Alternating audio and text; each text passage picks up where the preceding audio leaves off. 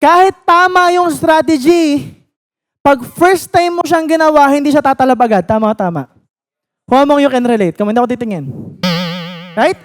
Kahit tama yung strategy, kahit gaano kaganda yung strategy, kahit napakinggan mo siya sa proven mentor, regardless of that, you will apply the strategy, not me. And then what?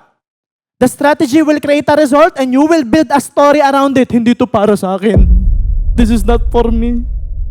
May story ka na. You will be in a negative state. Negative na iniisip mo, negative na nararamdaman mo, ano mangyayari? Negative din na actions mo. Because from the mind, it's your thoughts. Pababa yan sa emotions. And then it will what? Boom. Papunta sa actions. So it's your thoughts, emotions, and actions.